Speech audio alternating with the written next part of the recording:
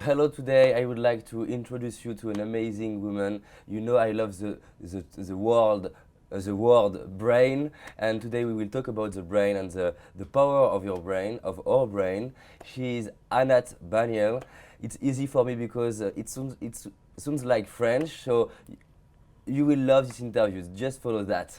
Hello, Anat. Hi, how are you doing, David? I'm fantastic, and when I'm very glad when I have the chance, the luck to meet people about the brain and our inner power. Good.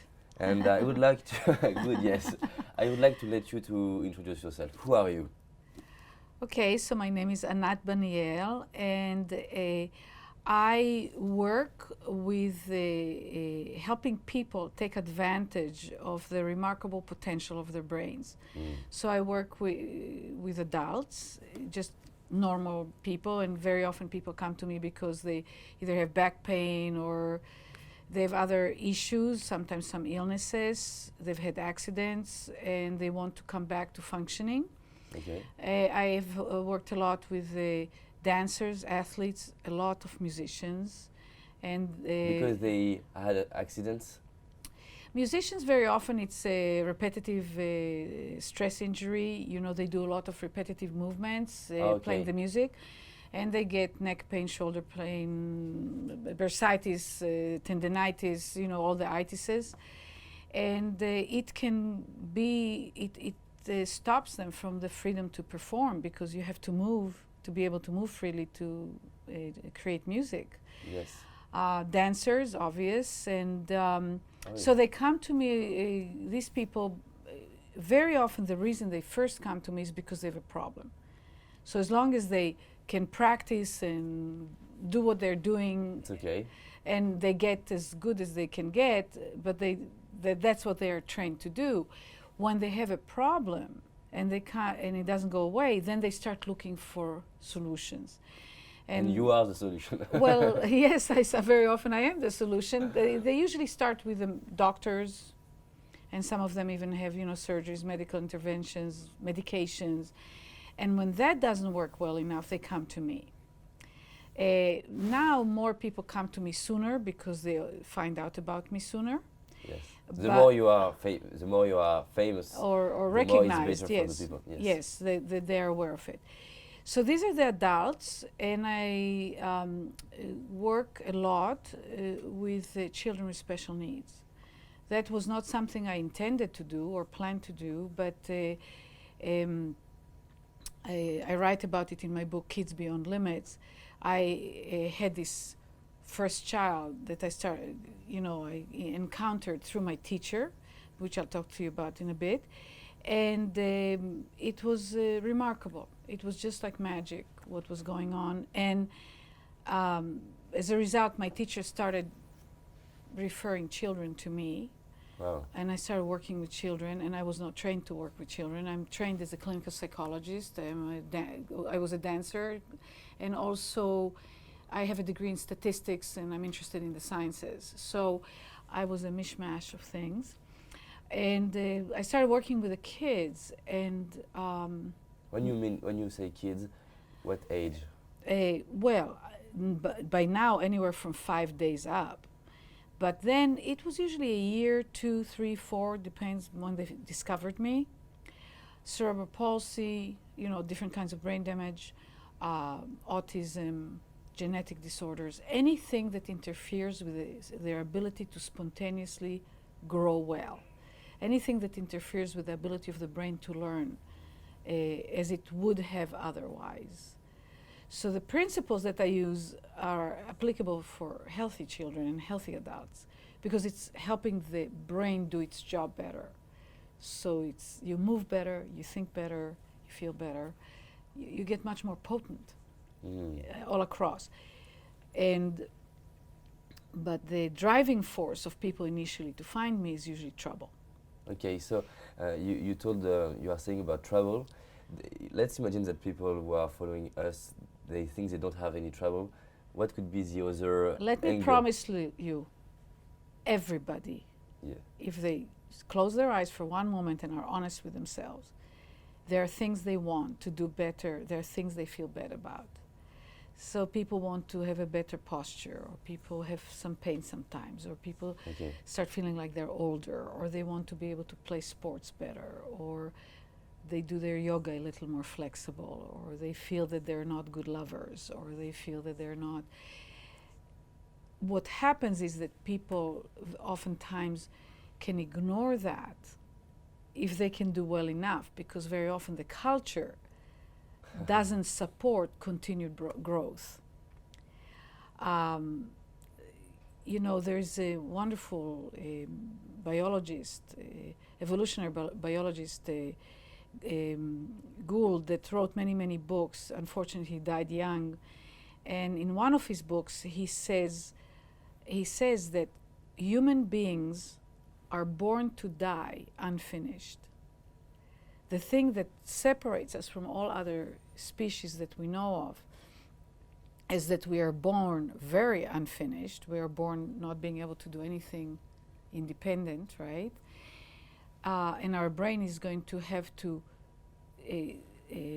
create 5 times its own size by the time, you know, we're, you know, young teenagers. We are born with a very unfinished, but the quality, the way that the biology of the brain works is that it never closes the deal. It never finishes. We can use ourselves as if we're a finished product, but we thrive. We are healthiest. Our immune system works best. Everything works better in us, all our systems, when we keep growing and learning as if we're unfinished, because we are unfinished. We could think that it could be a disadvantage to come in this planet in being unfinished, Oh yeah. but it helps us to grow. It's actually our biggest advantage. Mm. If you think, I mean, we're also doing some things that are not good as a result, but if you think lions, tigers, elephants, you name it, all the animals that are bigger and stronger than us, and we are in charge, right? Yes. It's intelligence, it's creativity, it's invention. I mean, try to imagine that you could go back in history 200 years. Only 200 years, it's nothing. Yes. Even 100, even 80, but 200 years. And try to tell these people what you're doing here with me now. You kind of magician. Talk internet. I mean, it's remarkable, and we're not done. We're never done. That's our biggest advantage, and that people don't understand. Okay. We are born with the ability to grow, right? We're born with the necessity to grow. Okay.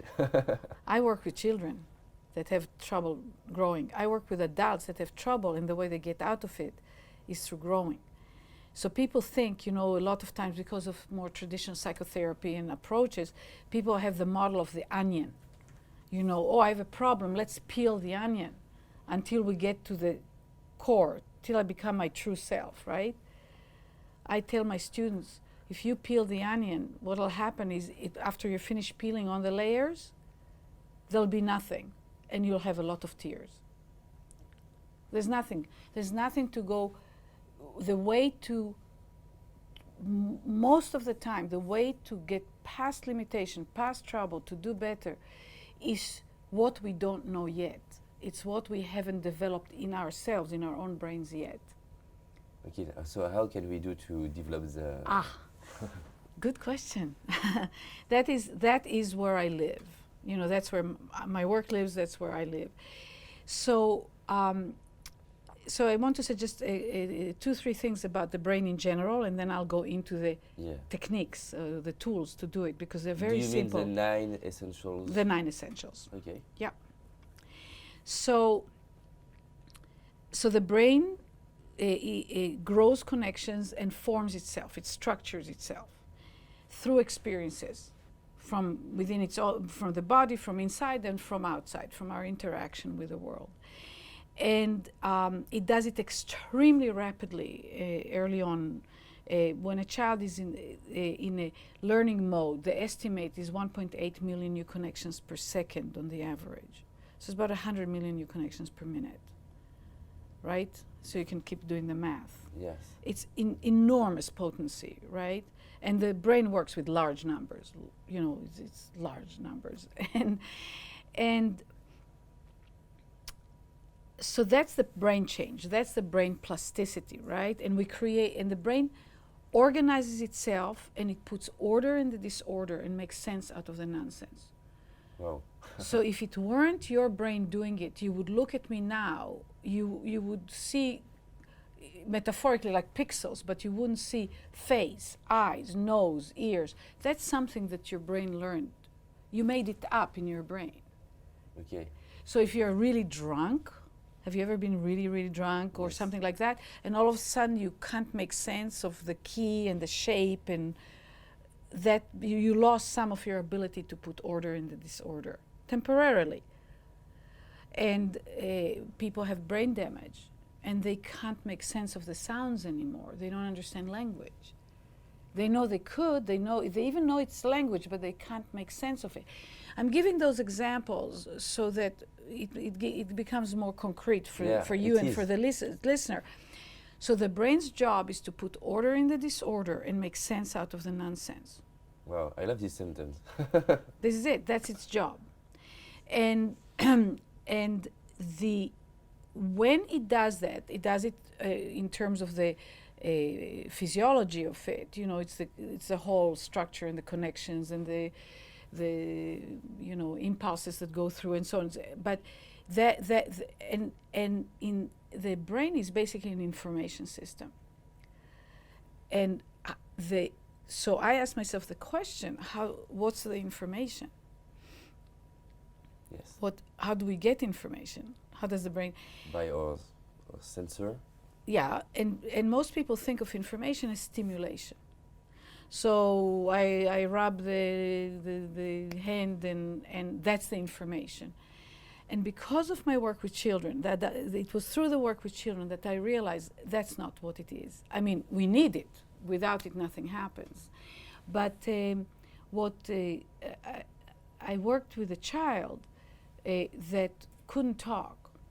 So in therapy, the way they tried to get the child to talk was to take the tongue of the child and brush the tongue with a toothbrush to stimulate the tongue. Now, if you take a moment and you imagine somebody taking your tongue and starting to rub it with a brush, it would probably be very unpleasant. Yeah. And because the child had cerebral palsy, the stimulation also made him, it was an overflow in the brain, so that he got more tight. And it was harder for him to do and understand anything. And then I thought, he doesn't need more stimulation, he needs less stimulation. Because with the stimulation that he gets, he can't make sense of it. Any stimulation he gets, all he does is all the muscles contract. So he never learns to move, he can't do anything, he can't learn anything. And that's when I realized that what the information is when the brain can discern, can perceive a difference. Okay, like a contrast. Exactly. So if I'm colorblind and there is black and white, I don't see black and white, and I don't have the distinction of color. There's no color because there's no difference. So a good brain, a powerful brain, is a brain that is able to perceive finer and finer differences. So when we want to get really good at something, we want to be able to notice more and more differences. Okay.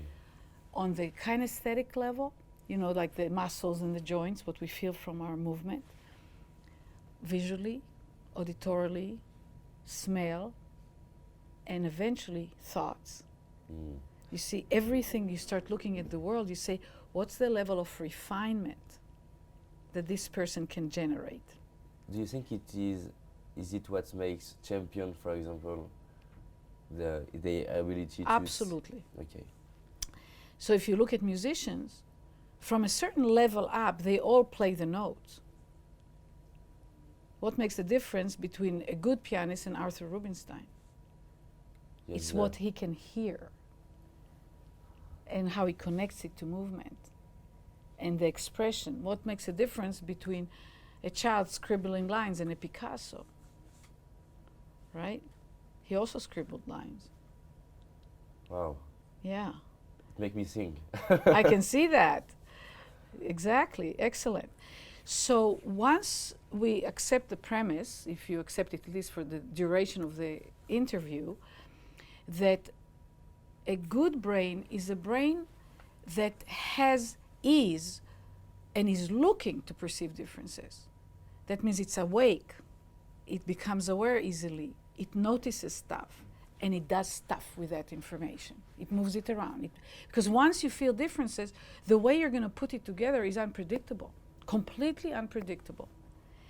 So, Just before, you are yes, saying sure. that we can increase our ability to see small differences. To perceive small differences, to see, to hear, to Yes. feel, to smell. That's exactly right. Our ability to perceive differences, the potency in which we perceive differences, can increase and increase and increase and increase to the point of being absolutely remarkable. And just before, because I have so many questions in my mind, do you know in NLP, Yes. I'm not sure of the English term, but Say it in French maybe first, and yeah, then I'll help you. I will try in English. Okay, go for it. Yes. Meta program, do you understand that? Mhm. They say that some people are more global and other people more specific. Mhm. So, do you think the specific people will be more? No, not necessarily. No. Okay. I know NLP. I met Richard Bendler, and and I knew very well Leslie Bendler and some other people. Yeah. So, and I read the books and all that stuff. So it's not exactly overlap, but one of the ways to think is one of the things that the brain is supposed to do is to both do the background and the foreground, the focused and the general. And actually, a really good brain can move from one to the other easily.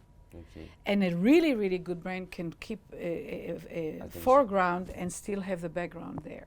These are like the great martial artists, Yeah, I was masters. thinking You know, they can focus on this, but they don't lose the in bigger. sport they do that. Yes. Yes, exactly. So it's a different thing. So people that are very focused don't necessarily perceive differences better. They can be really bad at it, actually. That's why pianists Mm-hmm. in early age develop a lot of the brain. Okay, so that is what happens is the brain responds to its experience. So if you use your fingers to play the piano, the differentiation. So what happens is when you perceive a difference. So a baby is born, and all it can do is this and let go, flex the hands and let go. Yeah. And when Simple they're movement. awake and active, actually, their flexors, the brain stimulates the muscles, and it's a healthy thing. I mean, and their hands tend to be in a fist. And then a few weeks, months pass, and all of a sudden the baby does that. Have you seen babies go like Yes. that? A new And movement. Yeah, and they discovered that this is not this. They didn't Wow. know it. They don't even know it's their hands. In the beginning, it's these things that. And how they discover it? Well, through movement. Movement is movement is it. Movement is the driving force of everything, and I'll talk about it in a minute. Yes. But and then they discover it, and then they can do this independently. This is like so exciting, you know. And then they do that, and people respond so that it accelerates it. This gets mapped in the brain, relative by itself, but also relative in movement to other parts. So a big part of what happens with the brain is when you learn to distinguish the fingers play the piano. It's highly complex, but you have to feel this finger is not this way, it's different fingers, right? And then you feel the wrist, and you have to feel the shoulder, and of course, hopefully in the future, they'll teach them to feel their whole bodies when they play the piano. That's part of the problem, and Yes. they don't get really good at it, most people. So the brain becomes engaged with that, and that area of the brain becomes more densely mapped. It's literal connections that Yes. control the movement, and because it's also the music, and it's also how you want the music to be, loud and soft or romantic or hard. it engages more and more of the brain, and it really gets the brain to, requires of the brain to operate on a higher level. That's, I believe, one of the reasons that kids that learn music and also learn classical music tend to be smarter. They're not really smarter than other kids to begin with, but they get themselves to be smarter because they put a demand on the brain that gets the brain to operate, to be more at a higher potency. You see, the brain can work at a higher level and lower levels. Yes. And as we evolve, we can learn to use our brains better and better. You think of it like a heart. You think of it of anything. It's a tool. It's a organ that has a job to do. You know, when we get really tired, we don't do as well. So I can be brilliant at 10 in the morning and an idiot at 10 at night. And I actually am usually that way. You know, by the time the day's over, I'm not going to be brilliant. I'm too tired. I've got to eat and go to sleep. Wow. It's the same brain, but I potentiate it, depotentiate it, potentiate it, depotentiate it. Yes. But I can only potentiate it to the level that I've learned how to potentiate it. Yeah. So then we can get engaged in a process. And you can discover The next level. The new level. Yeah, exactly. And learn how to manage it, and then the new level. Exactly. That's why people who are very good at one thing usually are very good at other things. Oh, can you repeat that? People who are really good at doing one thing, like what's his name, Itzhak Perlman, the violin player. I read an article about him, and the friends talk about him. You know, he's the violin player. Yeah. He's also Do you know him? personally, no. Okay. Had a paralysis of his legs. Polio as a child. Wow. So and he's a magnificent, Itzhak Perlman is one of the world's best violin players. And there was a big spread on him in the New York Times, the Sunday magazine, I think, a few years ago. And they said, oh, he cooks fantastically well. And he does this fantastically well. And he does that fantastically well. And I said, of course, because he's a brain, I mean, once the brain knows to do one thing really well, it knows to do other things really well. It can learn really quickly.